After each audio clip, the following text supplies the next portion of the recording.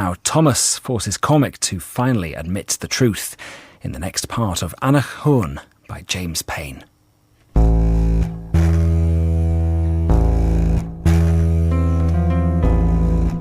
8 years ago, an avalanche took the children of Roscoil. But now, my Flora has come back. Some people, though, they just couldn't accept it. 50,000? 50,000 for her, 50,000 for you? Oh, you're knocking now, Thomas. Didn't before. I called the solicitor.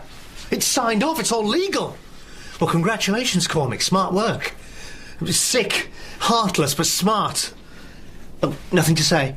I'm sorry Sally left you. Oh, that's not what I'm here to discuss. You think you're one step ahead of me all the time, don't you? Here. I don't want it. Drink it, you've had a shock.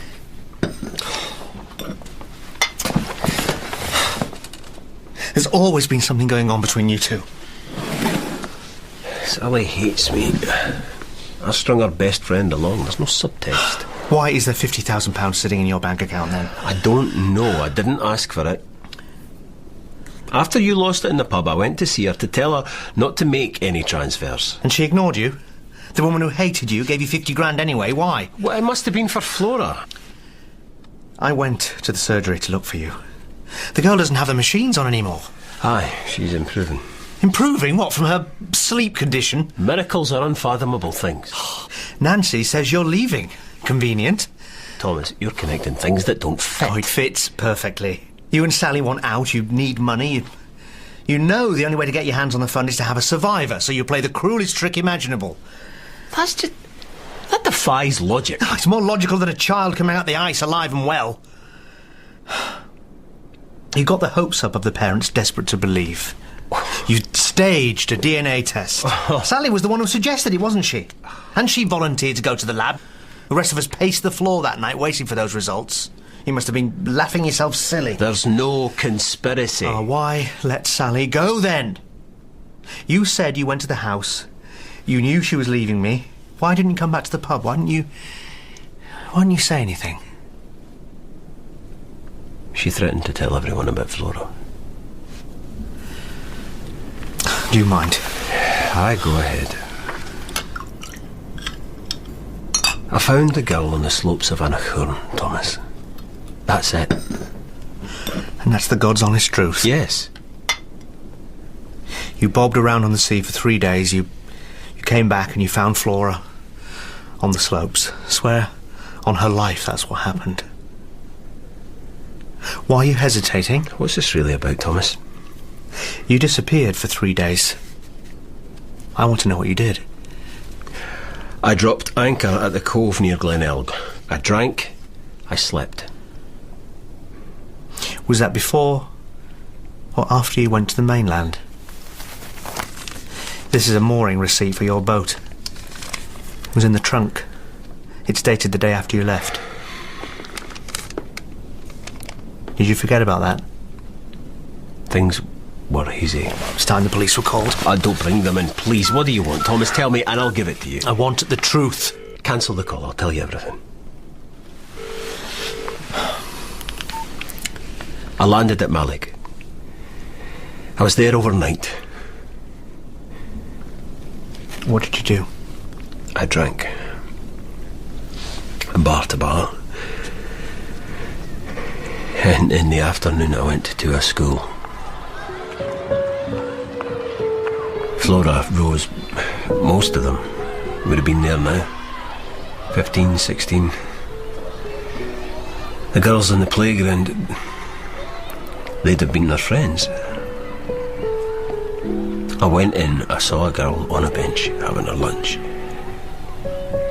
She looked lonely. What did you do, Cormac? I wanted to tell her that had the world spun differently, she'd have had a friend maybe to sit with, and she'd probably even know me, and that... Did you take her? Did you take her, Cormac? No. Teachers came out. Police were called. At the station, the officers put two and two together. Bonnar was still in the mortuary at this point. They were sympathetic. Why haven't you told us about this? But you... They put me in a cell overnight to sober up. I didn't sleep. Spent the whole night wishing my heart would stop. The police were keen to escort me back here to Roscoil. I declined. That was when I dropped anchor near Glenelg. All I wanted was to see my darling little girl. I wasn't right. Drunk, sleep deprived, I could hear them. I kept thinking, it all comes back to that night, doesn't it? Oh, don't change the subject. It hangs over everything. You came back with grazes on your face. Jim helped you with a heavy trunk. Finish the story. The trunk was heavy because I'd filled it with rocks.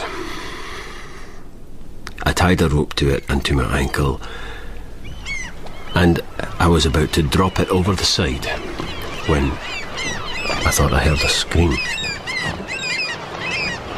I went to the side and I could see the palms of their hands. They were waving in the swell, trying to break the surface, but they couldn't get through. I undid the rope, climbed over the side, reached out. Take my hand. I'll save you. I'll save you. I searched the green water for their faces, but it was cold and I was so tired. My hands were numb. I couldn't grip onto the boat.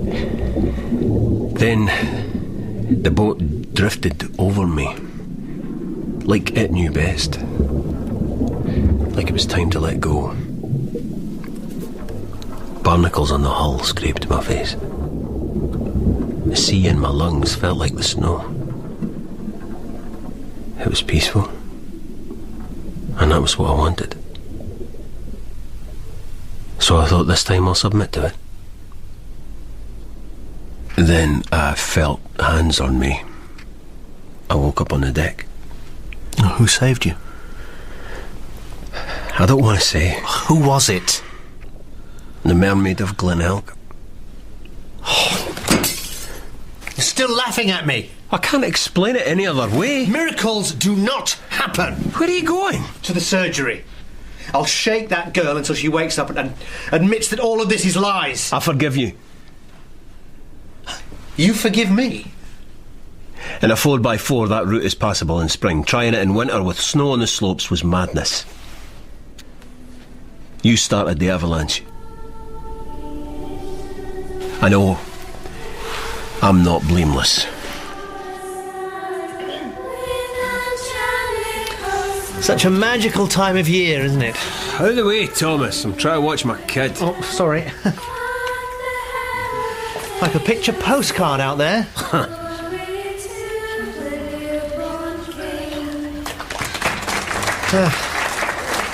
This first year hasn't been easy for Sally and I, but it's moments like this, moments of community, that make you realise why you made the change. He'll be gone in a year. We will not. This is a life choice we've made, and we intend to... Oh God, you're a pathetic little man. You want me to clear some of these empty glasses, Cormac? You're like all the others. Paddling your kayaks, planting seeds, chopping wood, pretending to be sodden lumberjacks. I've seen it in the eyes of dozens of men before you, Thomas. I bring them in. They stand on the prow of my boat, every single one of them, snorts air in through their nostrils, dreaming of the adventure and the clarity they're about to discover. As I take them back to Malig, they don't stand on the prow. They sit inside, ashamed. They know in their hearts they came hundreds of miles to bellow, "Who am I?" at Aonach Hourn, and all that came back was a squeak. You're a no one, pal. You're a joke.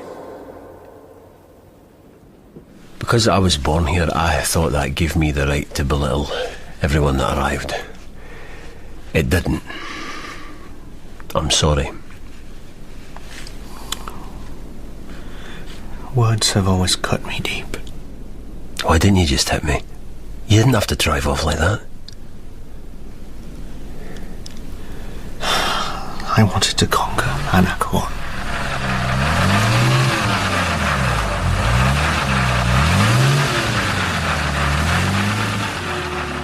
Snow on snow makes no sound. No warning, no rumble, no roar. One last flake was all it took. Flake, over slab, over ton, over ton.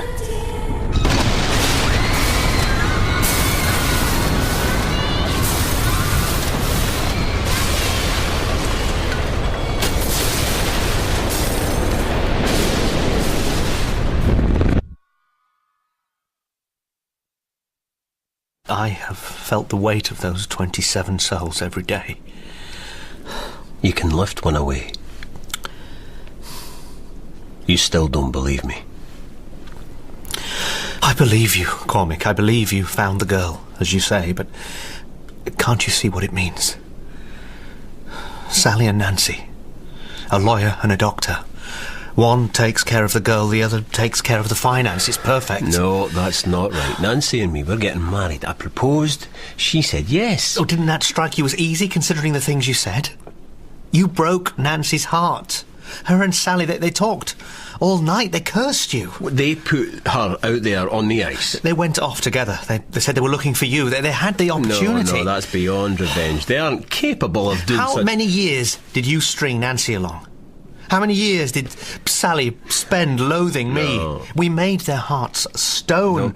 Who knows what they reached for to try and break away? No. Oh, Cormac! Nancy! She's not here. It's just the girl. Look at her. Is it really Flora? Yes. Are you sure? Are you absolutely certain this isn't somebody else's daughter?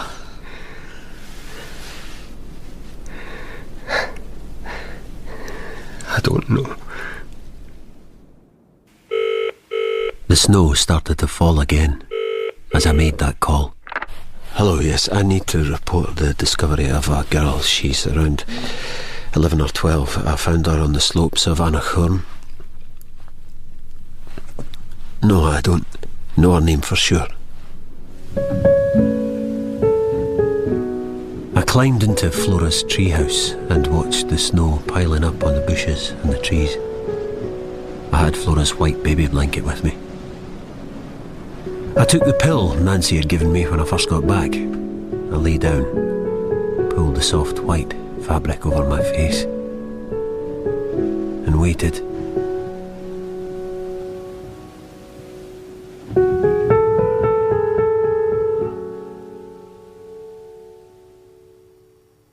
Tomorrow, the police catch up with Cormac.